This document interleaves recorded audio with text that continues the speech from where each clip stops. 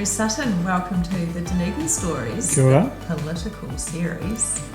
We've had the joy of having one future Mayor, Andrew Sims, attend already, and you are our second candidate off the block. Welcome. Glad to be here.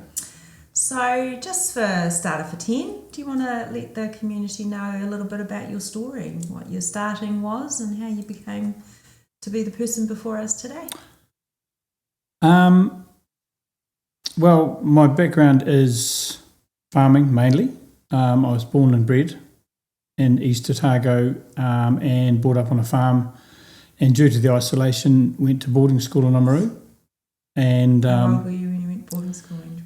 12. Oh, wow. Not too bad. Yeah. And had 5 years there and really enjoyed that experience. And then I really went into farming as a career in various places until 2006 when I decided on a career change and decided farming wasn't really for me because of isolation and my personality and things I'd learned. And so sold the farm and went to Teachers College and got my degree and became a teacher. Big life change. Huge. Yeah. And I love the reaction I get from people because they look confused for a moment. Yeah. Then they go from farming to teacher. Why? Yeah.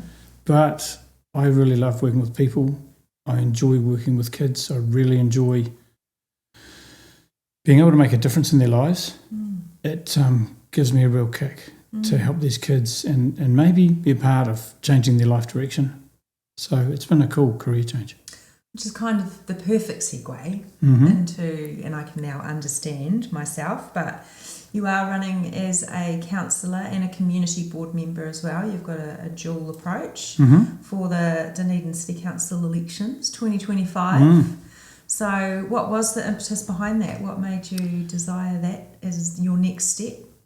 Well, it was, many things came together. It was almost fate. I like reading the ODT and enjoy being a Dunedin person.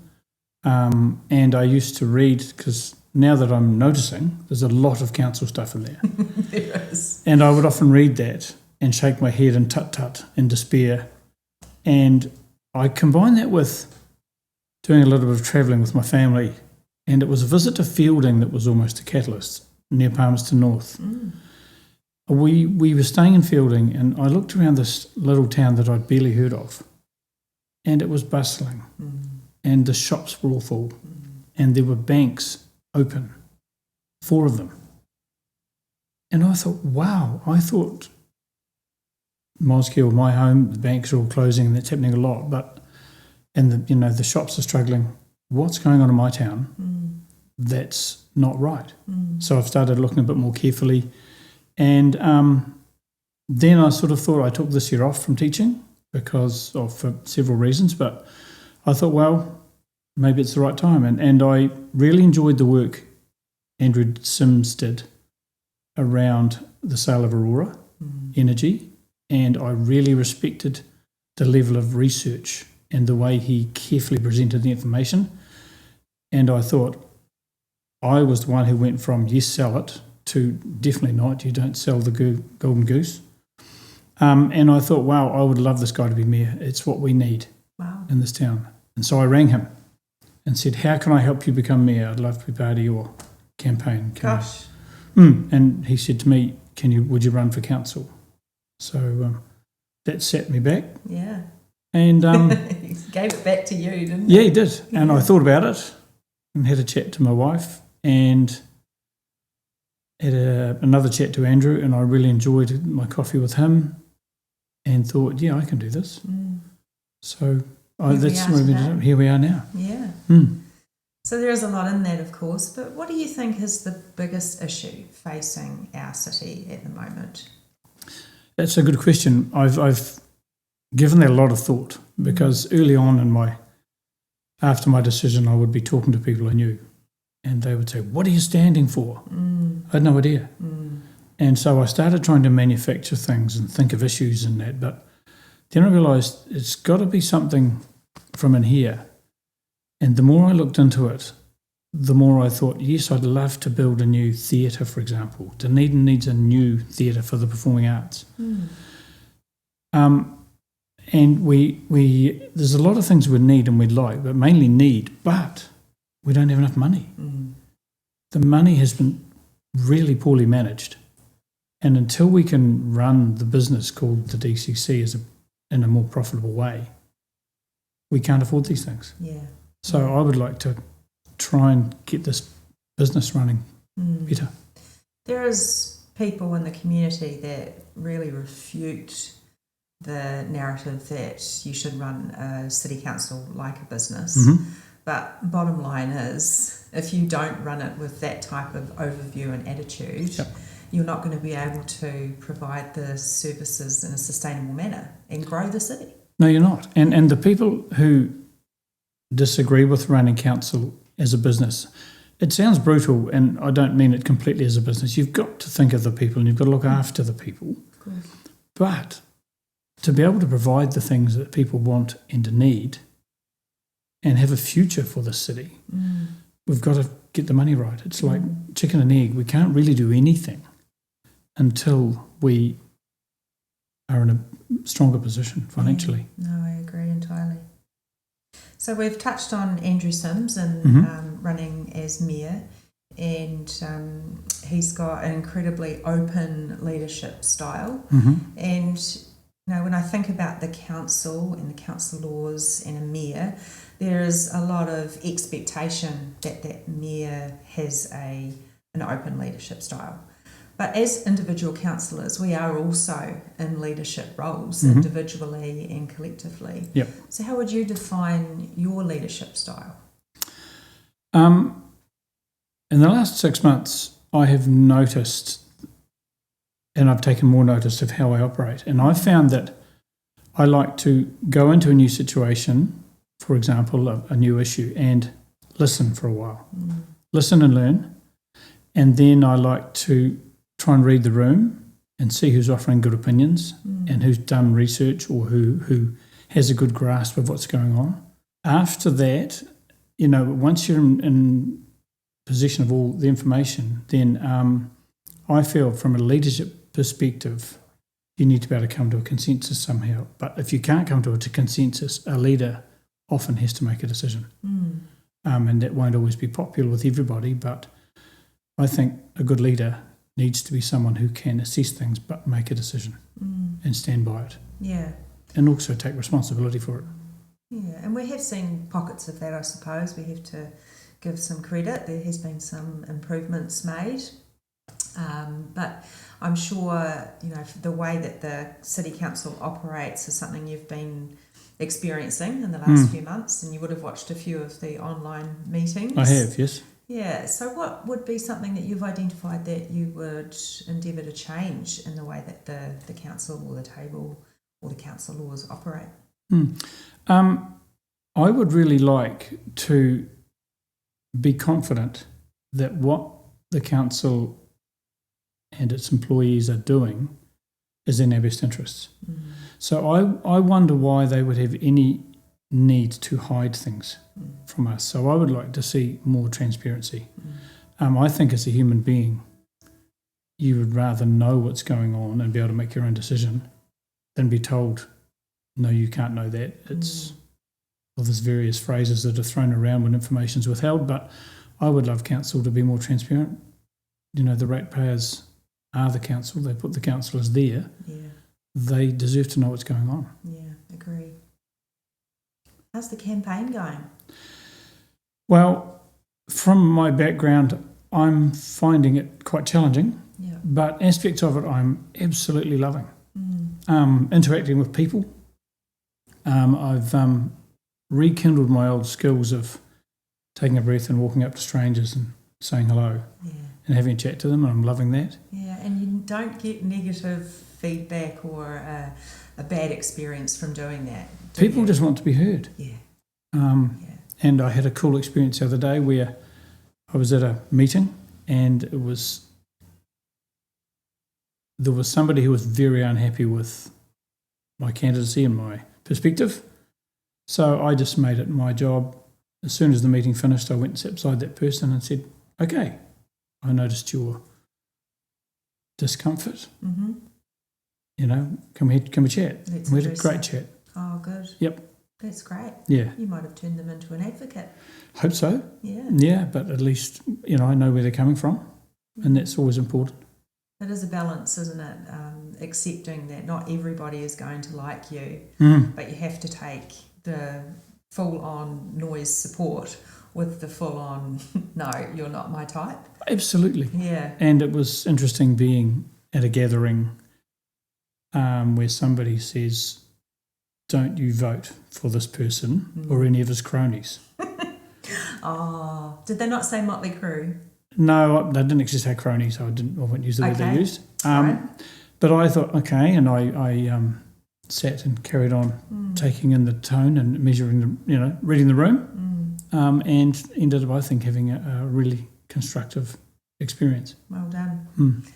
Good starter. Yeah. I believe we're going to have, at least 22 public meetings were held in the last election. Excellent. Yeah, so, and as you know, we've got quite the plan to involve the community a whole lot more in that type of interactive meeting opportunity. So I don't think any of us are going to be bored or asleep at the wheel. No, I don't think so. And I'm looking forward to that part of it. Yeah, me too. Yeah. So, Andrew, let's fast forward and say you're successful with your campaign and you've been elected. We've got Councillor Sutton sitting at the table. What is that first initiative or motion or role that you want to play right up front?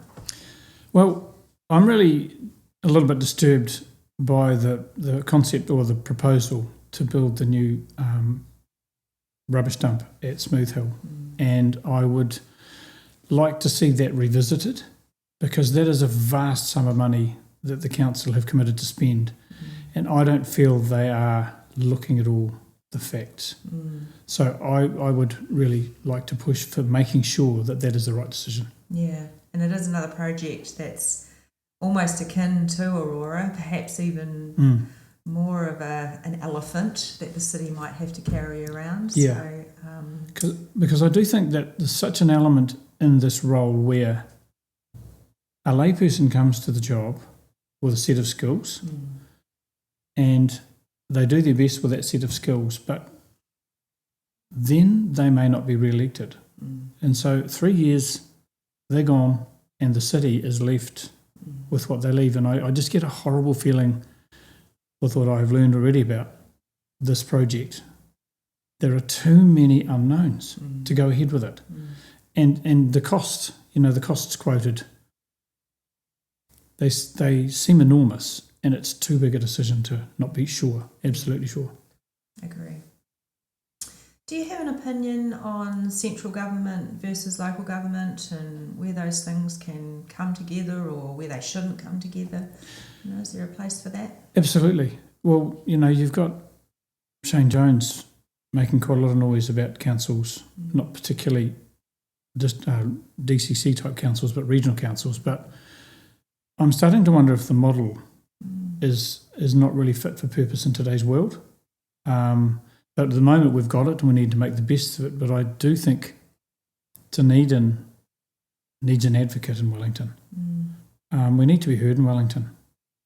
And I think, the ratepayers would very quickly see a benefit from having a focused, qualified person in Wellington advocating for us and talking to the right people.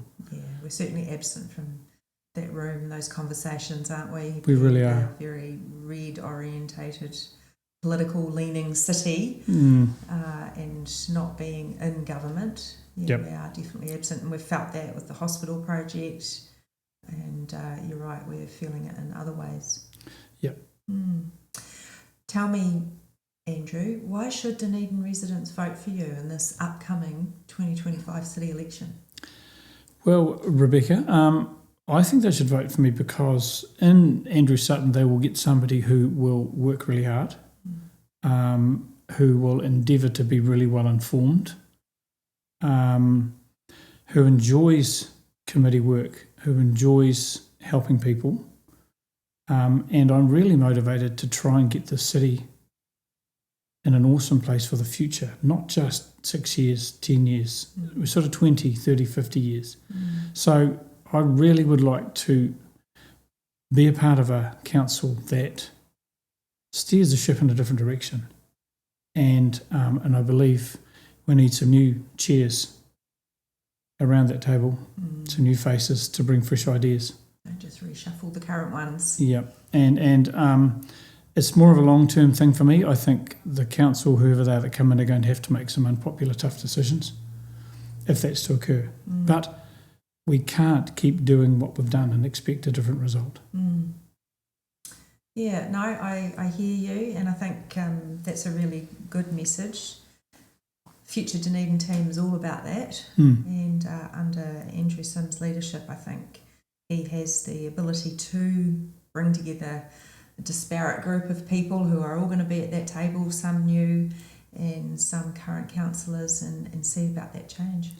Absolutely. I think Andrew's skills need to be recognised in this.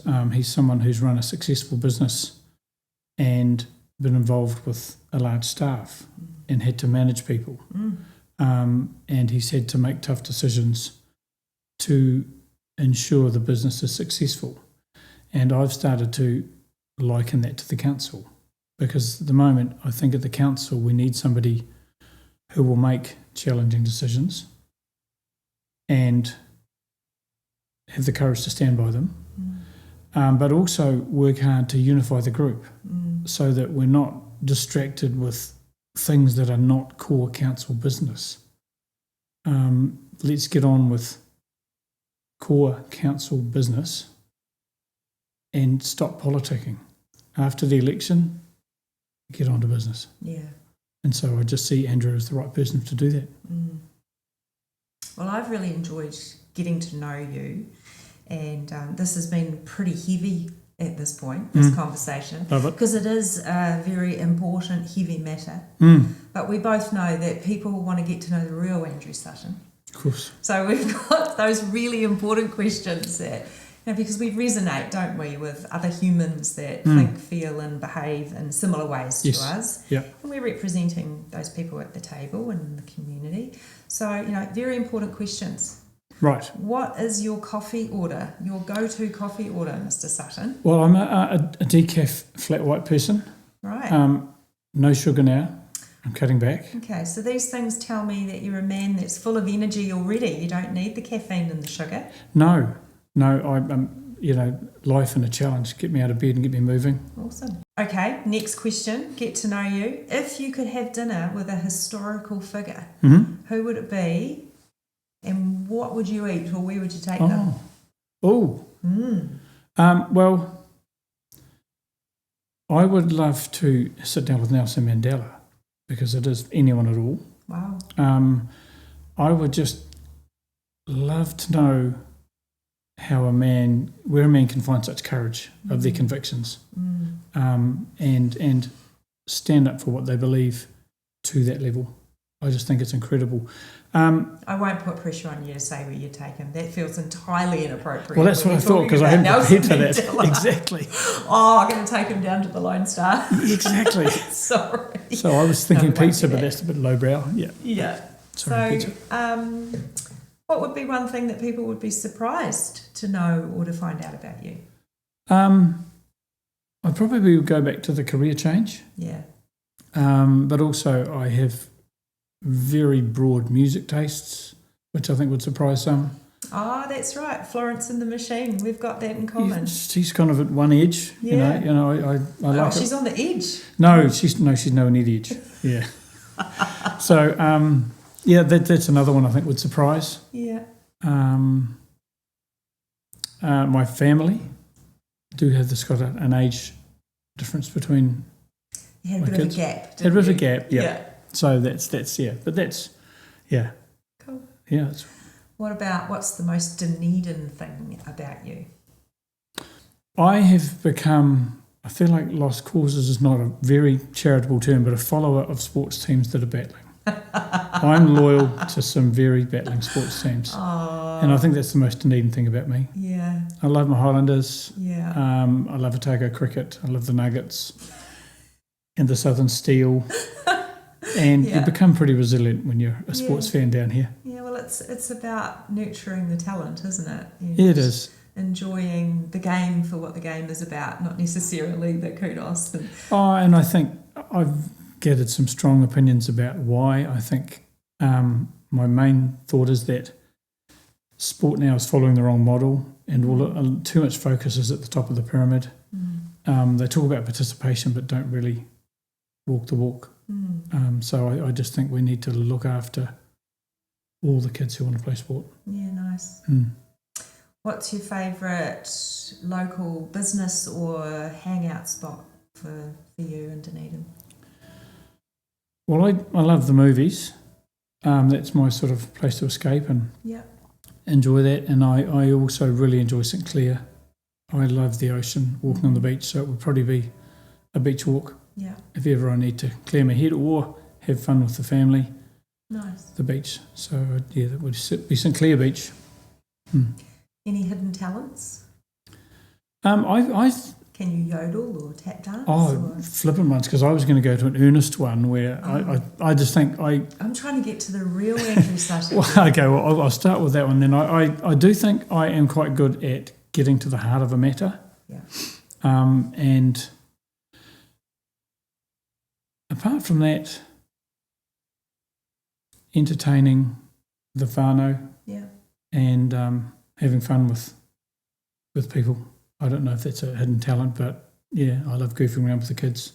Nice. And having a bit of fun. And if you weren't running for council, what would you be doing instead? You're on a hiatus from teaching. Yes. I'm the hiatus was about having a break, but also being available for my youngest son's in his life. So I'll be coaching his sports teams and helping out where I can at his school, and supporting my wife in her career. So that was the plan for this year. So when this came up, it was really timely. Shout out to Tony. Shout out to Tony, wonderful, supportive wife. Good lady. I'm lucky. Yeah. What song best describes your personality, Andrew? Well, Lean on Me, I think. Oh, yeah. Wow. I because it's got those elements of helping people and being there for people. I gave this one a wee bit of thought, and it's a challenging question. Yeah, it is. But when I settled on this, because I think that's who I am, I get such a kick out of, for example, seeing someone in my orbit or my life or my classroom who is not having a great time, is having a tough time, and thinking, I might be able to make a difference here. Yeah, nice. And I get a real kick out of that. It's really special answer. It's beautiful. Thank you. Best piece of advice you've received? Someone said to me once, you never judge a person until you've walked a mile in their shoes.